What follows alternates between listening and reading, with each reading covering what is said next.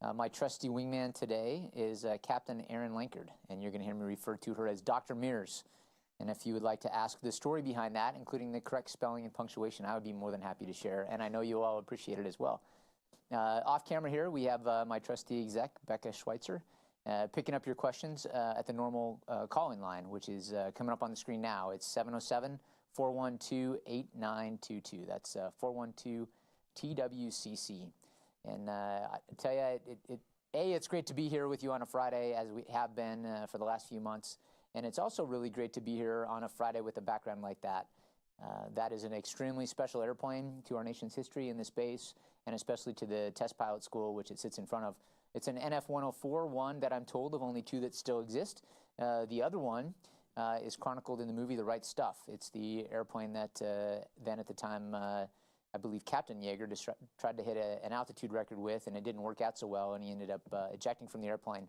The pieces of that wreckage are actually in the school, or some of the pieces are in the test pilot school right now. So the only remaining airplane and the parts of the other airplane that were made are all resident at test pilot school. And there's a great history on how and why and what we learned from all those from an NF-104. So pretty neat stuff. This is open for your questions and discussions. Inputs we'll take, feedback we'll take. As you recall, a week ago, literally right now, we were ending the first day of broadcasting from our nation's first ever hybrid air show. And so I want to start there with how I signed off on Saturday from that with just a huge round of thank yous. I'm not going to go through the whole list, but there is a tremendous team of folks that work on and around this installation that pulled off that air show, that morphed it from a traditional air show, open house, into a hybrid air show, and then got it approved. There was also another amazing team that did the STEM work and build up and discussion Monday through Thursday. The feedback that we're getting and the payback that we'll get, not just to those individual children and other folks that found it interesting, as I did, but also to the Air Force, to the Air Force Test Center, will pay back for decades to come. So that's the second group I want to thank. And the third group I want to thank are the folks that did the behind-the-scenes production and made all the television magic happen Thursday and Friday for our live sessions and our multiple sites around the Aerospace Valley. And a large part of that team is actually here in your very own 412 Test Wing Public Affairs Office. So for everyone that's not here in the production studio now, but on that PA team, thank you. For everybody that's here yet again on another Friday making this broadcast happen, thanks as always, folks. What you are doing for this installation, especially during this interesting and unprecedented territory, is not lost on us.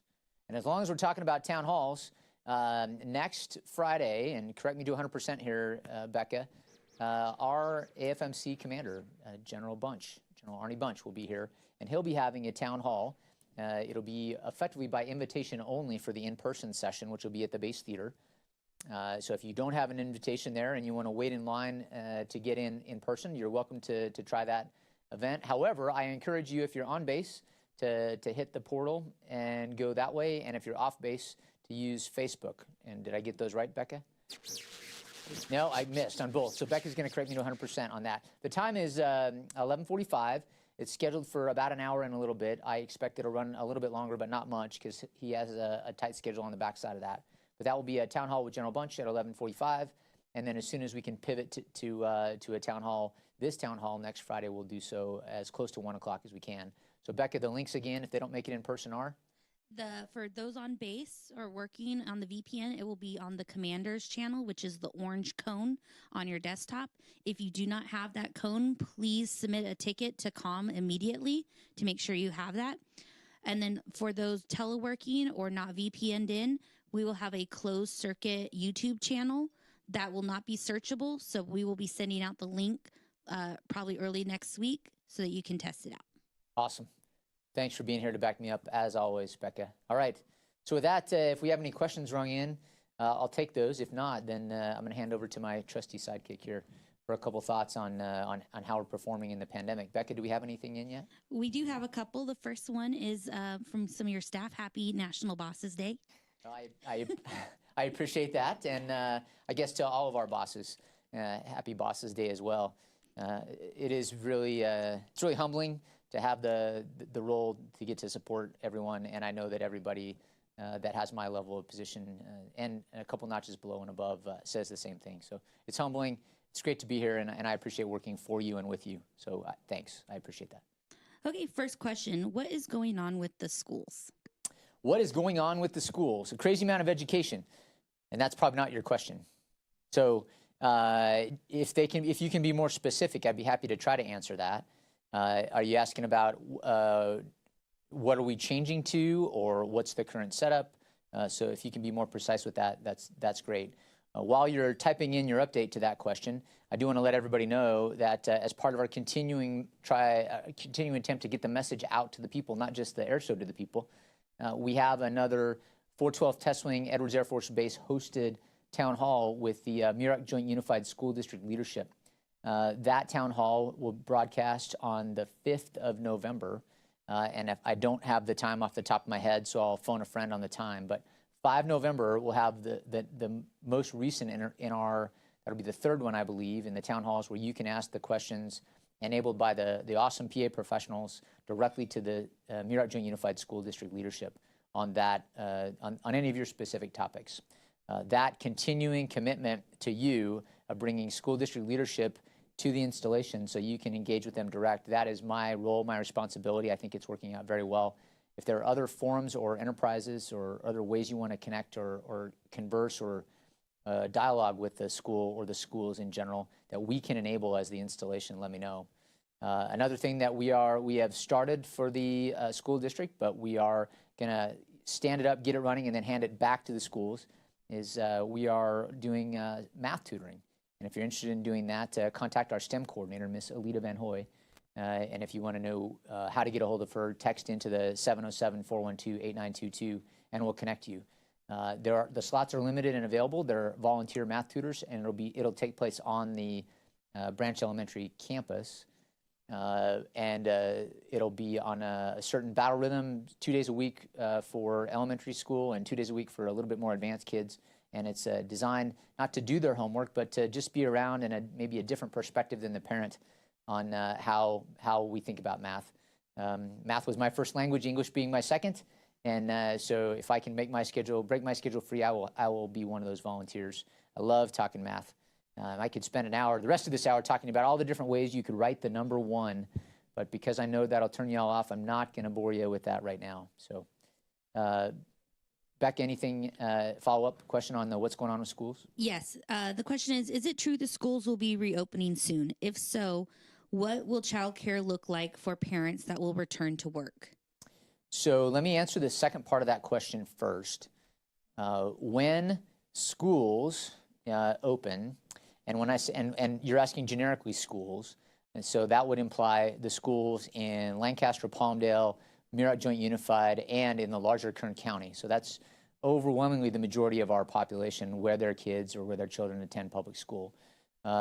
In the future state, when all of those public schools are back in session full-time, I expect that we will transition rather rapidly, and if we need to, in incremental steps, but rather rapidly back to the child care center, the CDC availability and access that we had pre-COVID. There will be additional limitations to some extent on the number of kids we can have per classroom. We've opened up additional classrooms, assuming we have the staff to support that, to try and keep the capacity where it is. That is uncharted territory, but many places that we've covered that were previously uncharted, expect that we'll do our best to predict how to handle that transition. We won't get it 100% right, but we will quickly adapt and correct to get it 100% right.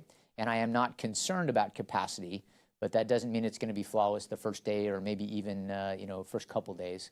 But I think I'm confident once all the schools in our surrounding area that our workforce works in are open, we'll be back to pseudo-normal operations, or at least access at the Child Development Center. And said another way, we will most likely restrict or remove the mission essential child care only. There's a subsequent reason for that will happen about simultaneously once all those schools are open. Now, when are all those school districts going to be open and available? That is going to be still weeks and weeks out. Many of you may know that Kern County has been rated as of, back me up here, Aaron, I think this Tuesday, it went from Purple to red. And what does that mean, purple to red? You can ask the epidemiologist that studies this for fun what that means. But in practice, if you haven't been to the California Department of Health, Department of something like that, health website, you can go in there and Google, search it. You get a map of the state of California by county, and they have a grading scale that's purple is the worst. Like purple, I guess, death, right? Purple, red, orange, and yellow. You're no better than yellow in a pandemic. And there are certain gating criteria that each county has to meet and be stable in that gating criteria before the state looks at them on a Tuesday and says, yes, you meet the criteria to move from purple to red, red to orange, or orange to yellow. And when a county is recategorized based on that, that allows the local officials in the county and the municipalities to do things like consider in-person school attendance. Kern County is now red, and they've been red for just a few days, but there are going to be a few weeks before the Kern County school officials have an idea, A, if they're stable in that new environment, and then B, I want them to, and I'm sure you do as well, I want them to transition with in a deliberate manner into what does the in-person school look like. My expectations are that that would be some type of a phasing in approach by the kids that are most desperately in need of the in-person instruction. So, for example, pre-K and kindergartners are probably the first two if I had to pick some. But let me highlight where I started. Not my decisions. Those are school district official decisions, and you're welcome to ask them direct. We've set up something with Muroc Joint Unified on the 5th of November. Now, to the other two counties that are in our catchment area or our community, San Bernardino is actually going the wrong way right now. They're purple and getting deeper into the purple yet again. Not as bad as they have been previously in the pandemic, but that is not going to follow Kern. I think it's going to take at least a month for them to catch up. And LA County's been on the verge for weeks and weeks and weeks now, but they just can't seem to get over the hump and go from the purple to red grading. And so until LA County goes to red, Lancaster Palmdale schools will not be allowed to open.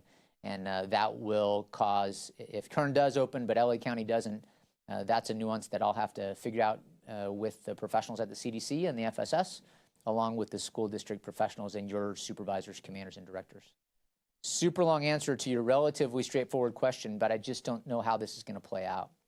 To the first part of your question of schools opening, I've already rolled that into to my answer thus far, but basically that's up to the school districts.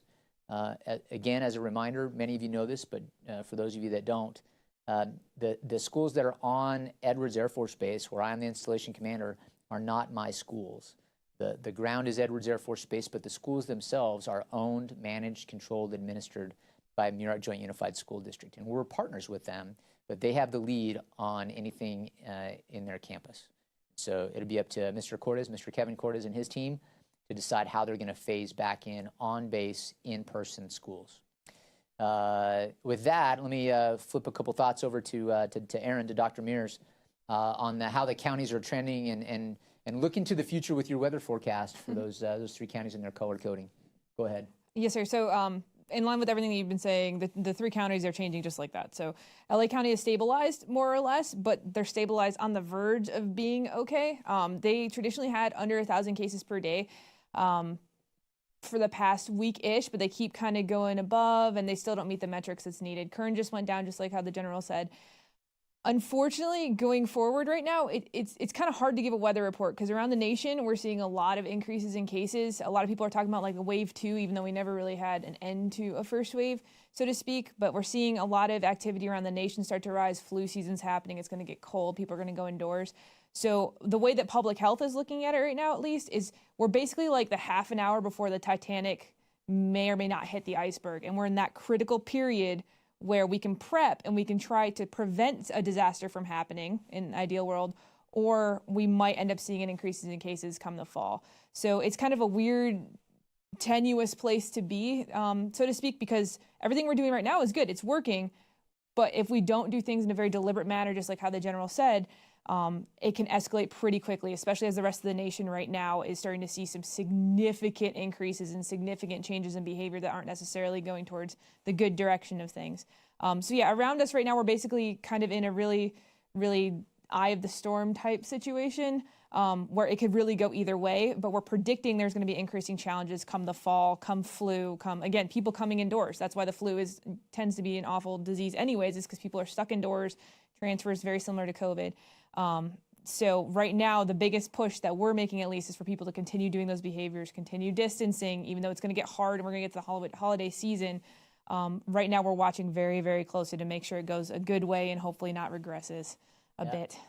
The other, I already mentioned the California Department of Health website that I use as part of my dashboard for the pandemic. I look at that sometime late Tuesday or Wednesday morning to see what the updates have been. The other one that I use, and it updates not quite in real time, but pretty darn close, is the HGHI, Pandemics Explained, or pandemics.org, or something along those lines. It's a map of the nation that you can do by state or by county, and the county one is very insightful. And if you look at it, I looked at it earlier this morning, the center, almost the entire center of our country by county is turning red, and it's getting redder and redder as the weeks go on. And I think you're going to see what Dr. Mears talked about. You're going to see the places that are experiencing worse weather, the counties will follow at about a 2 to 3 week manner in turning red as well, because people are spending more time indoors. There's also an interesting correlation in those counties to places where they've had a relatively fast and or aggressive back to bars, restaurants, and those types of items, or where it's been culturally not enforced or legally not enforced to wear face coverings. And so the map tells a very important story, especially as you overlay other things that we've all learned about the pandemic. And to foot stomp what Dr. Mears said, we are doing exceptionally well. That is a present tense verb. Yes, we've done well, but just because we've done well doesn't mean we can now go and we're good. Continue to do the good thing, right? We are clearly 6 feet apart. Our projections of spit as we talk, I know that's a little gross for some of you, but that's real, are not towards each other. That helps minimize transmission as we're talking. We're here for a minimum amount of time. There's plenty of volume for the 3 of us in this room. We do most of our meetings in small numbers outside, telework when you can. Those types of practices have kept our numbers and, frankly, our fatality rate very, very low. And for that, I'm thankful. But it isn't something that we can say, we've conquered that threat, we're good. We have to continue to operate within it. And then we'll continue to beat it as we have been. And I'm very proud of everything that you've done, that we've done together. And we just need to consider this a new norm and move on until we start working shots. And she's an epidemiologist, not a pediatrician or an immunologist, so I'm not going to pin her down on that one on this broadcast. Hopefully that has given you a little bit more time for a couple more questions. Becca, any more? Just one note: the town hall for schools will be at 1600. Great. So that's 1600. They'll be broadcasting from the Airmen and Family Readiness Center, and it will be available on the channels that Becca said earlier, and I'm not going to quote them again because I'll get them wrong. On the 5th of November, 4 p.m., 1600, with the leadership from Muroc Joint Unified School District and at least one of the senior leaders from the 412 Test Wing. Thanks for that. What else has somebody chimed in with? We have one that says, hi, I was wondering, since things are opening up, is it possible for Church on Base to have services outside? So the answer to that is, so even because things are opening up, just to ignore that phrase, it is absolutely possible, even if everything else wasn't opening up, for you as a congregation or a parish or a community to figure out how to gather in a pandemic informed way. There's a park on base that I run and or walk by on some afternoons or evenings, and I know I think it's yoga. I'm not a yoga person, but I believe it's yoga that they've been doing outside in the park, and I'm confident that group existed long before the pandemic hit us, but they have adapted their normal routines to be outside, properly spread with good airflow. And so that type of event, even if things weren't opening up or trending significantly better, has been available as you and your, I'll say your community, really work hard to remain socially connected. And one of the ways that many of us, myself included, remain or stay socially connected is through our parishes. There's a religious aspect to being a member of a church or a parish, but there's also a social aspect in the form of fellowship that I think is really important and is something that we initially had to back away from it, but stepping back into that now, especially outside is completely open and available and viable. As an example of that, our I'm misplacing his name. Our Catholic priest, help me out, Becca. Somebody phone a friend. He has been administering communion to his Catholic parishioners on base in a drive-up manner for a couple months now into the pandemic. And I have actually, so I have no reservations with something outside or drive-up, drive-through for any of the religious things on base.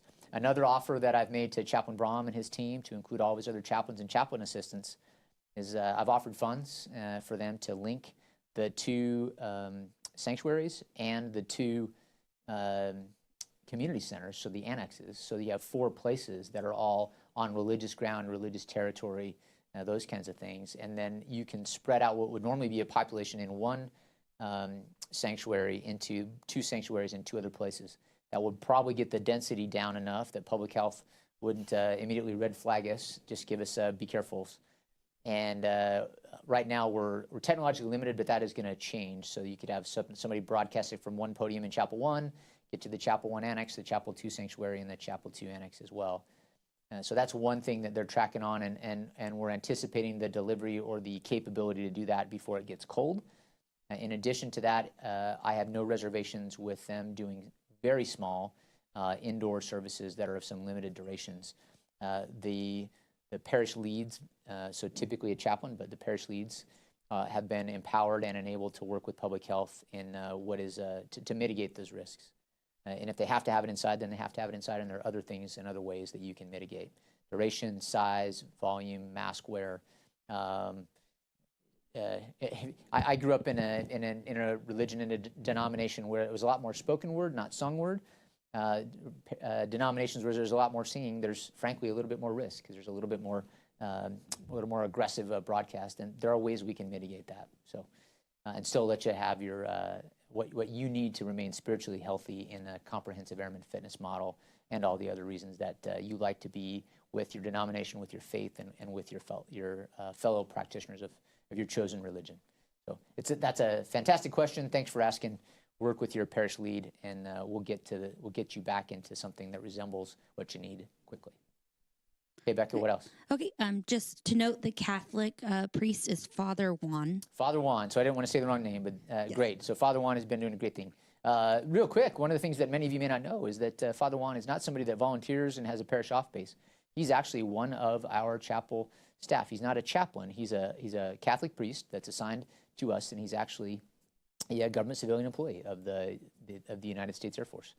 There are a few of the Father Juans around the world where we don't have enough Catholic chaplains in, and he just hosted his hierarchies attendance here, and I had a great conversation, and I appreciate that Father Juan is leading the way and breaking more barriers. All right. What else, Becca? Okay, well, it's that time of season. Everyone's asking, what's the plan for trick-or-treating on base? What is the plan for trick-or-treating on base? I will tell you, I am so proud that this installation took me seriously. When I said, I got asked the question, are we going to have trick-or-treating on base? And my answer was absolutely. What is it going to look like? I don't know. The great news is that you are blessed. You are, and I am so proud of the team that has put together literally a week of events. That long schedule of final detailed events went out via email yesterday in the form of a PA blast. The PA team is now working to port that over into other publicly available places. But no kidding, there are opportunities for things at the bowling alley. There's a trunk or treat that'll be on the 30th in the OSS or Base Ops parking lot. There are activities at the club to include movies. Some very kid-friendly and others very not kid-friendly. There are free movies at the, I don't know if they're free, I assume they're free, but you correct me if I'm wrong there, Paul, PK, at the base theater that are Halloween themed. And then we are doing a traditional, with slight modifications, trick-or-treating around the installation on Saturday, the 31st of October, as it should be. And the hours are 1800 to 2030. To talk about a little bit of I'll hit a little bit of the ways we're mitigating those at all of the events.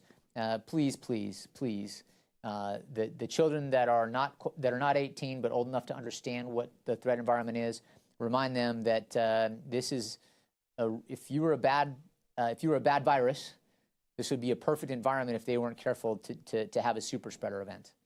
I don't want that to be our Halloween memory.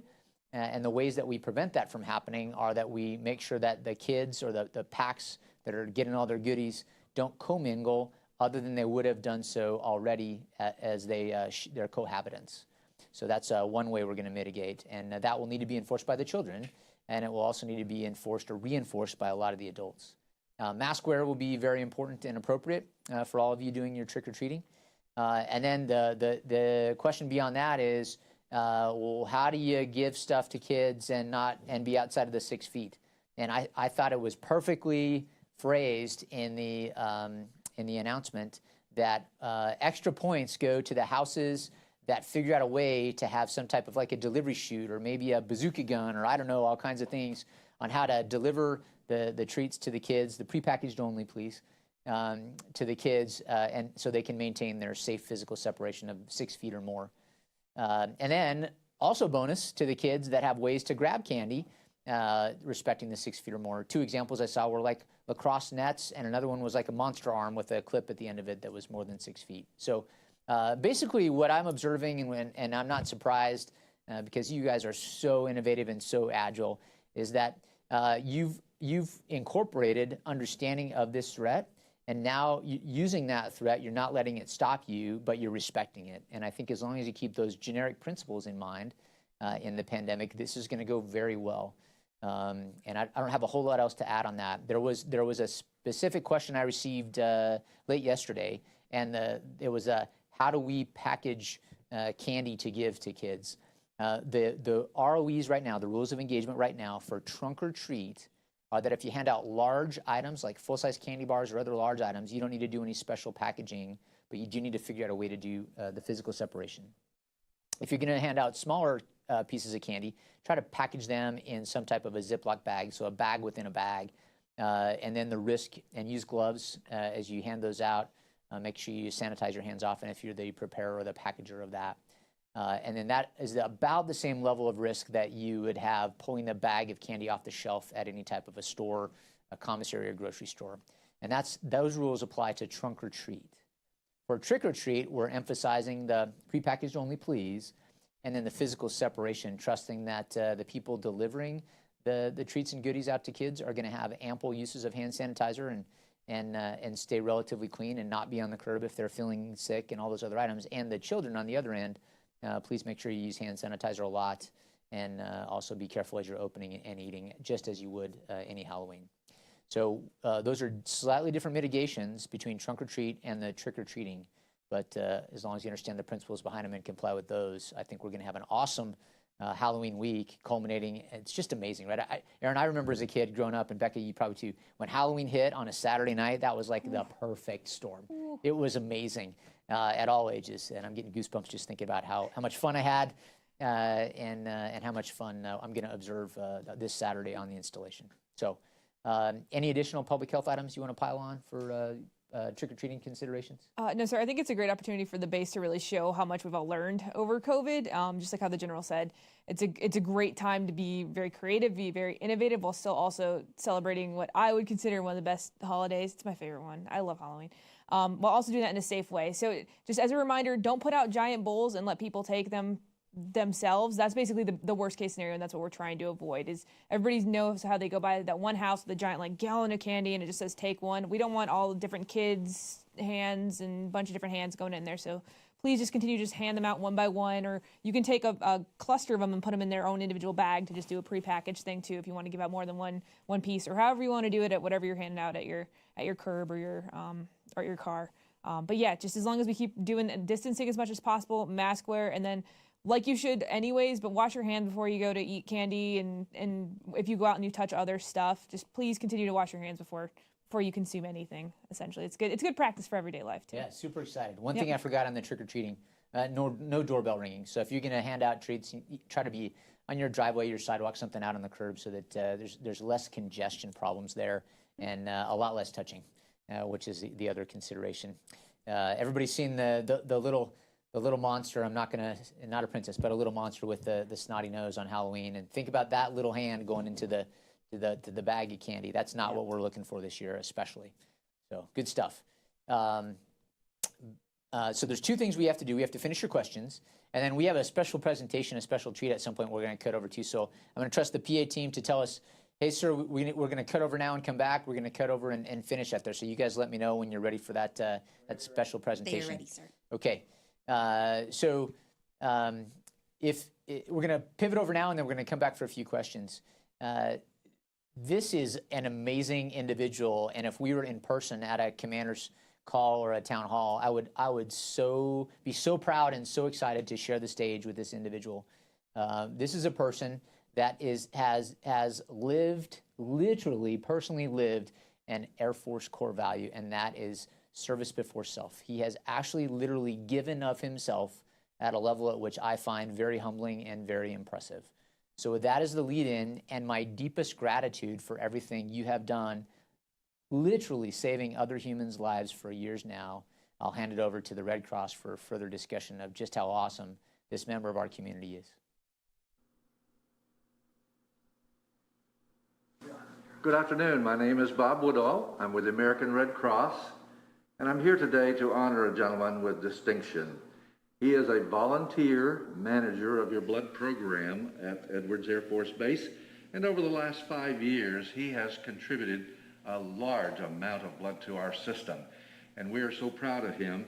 We presented him with an award that says Blood Program Manager 2017 till 2020, and he has conducted 38 blood drives, collected 2,019 units of blood, which went to 6,000 patients.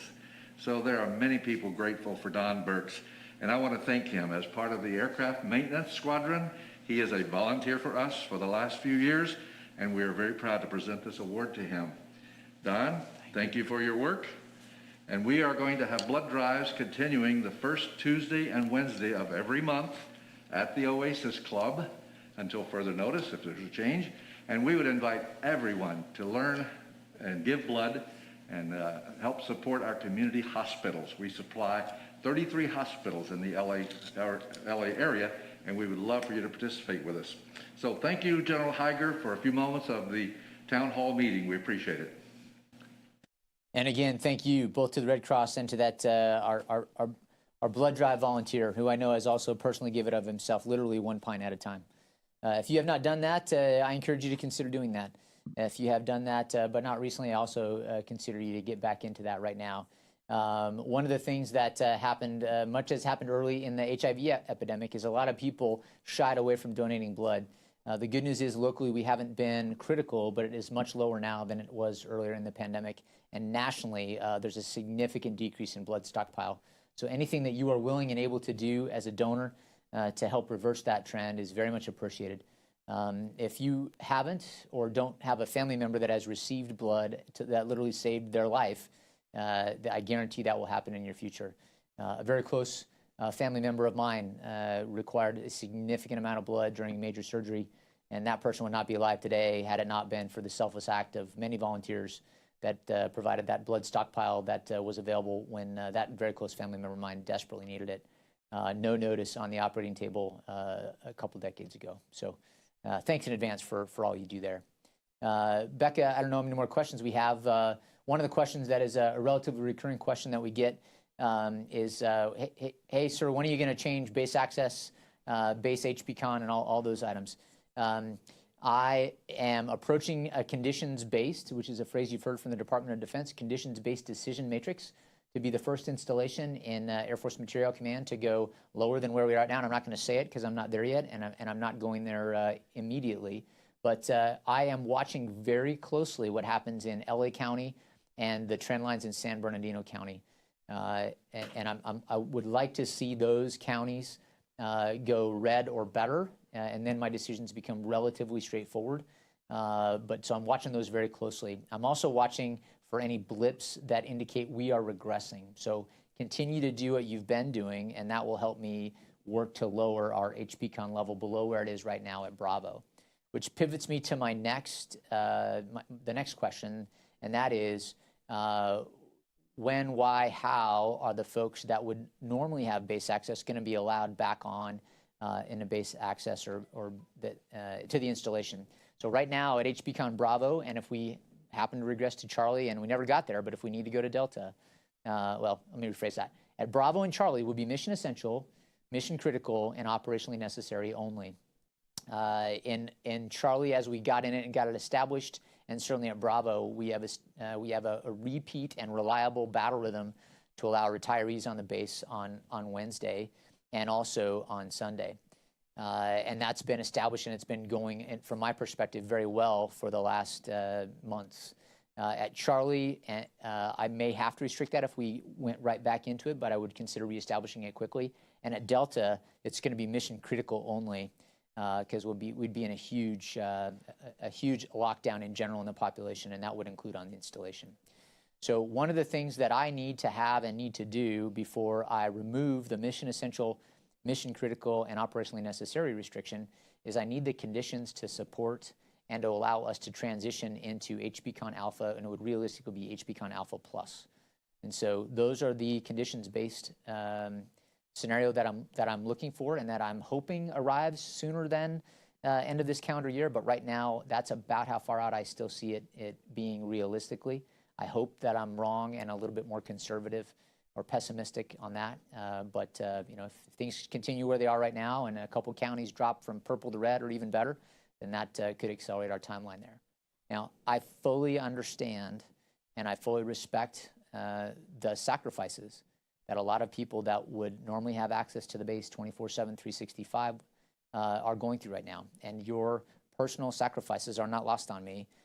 It is important for me to get you as much reasonable access as I can and as I can justify for the health and safety and the mission that is required of Edwards today. And therefore, the trade space between Wednesdays and Sundays and 7 days is one I take very seriously. A lot of folks have questioned or asked for more access, and right now the balance that we're at HBCon Bravo is the balance that I think is appropriate. It is, again, it's not lost on me that that is a restriction of access and to privileges and benefits that a lot of retirees and their dependents enjoy. Remember, you have access to all of those benefits, you just don't have access to all of them all of the time. And frankly, earlier in the pandemic, you would have had access to the base all the time, but many of those benefits were not available either. So you haven't really missed as much on the days you haven't been on the base as you might have pre-pandemic. So I hope that addresses some of the concerns and gives a little insight. I know for a few of you that may not be the satisfactory answer you're looking at. The follow-up that I often get to that is, well, what about base X, or what about base Y, or what about this? I am often in communication with my fellow installation commanders, and I look at their scenarios and ours to gain insight into what we have and what we do not have. I am in very close communication with the installation commander just north of us at China Lake, which is, in my strong opinion, the most analogous installation to where Edwards Air Force Base is right now.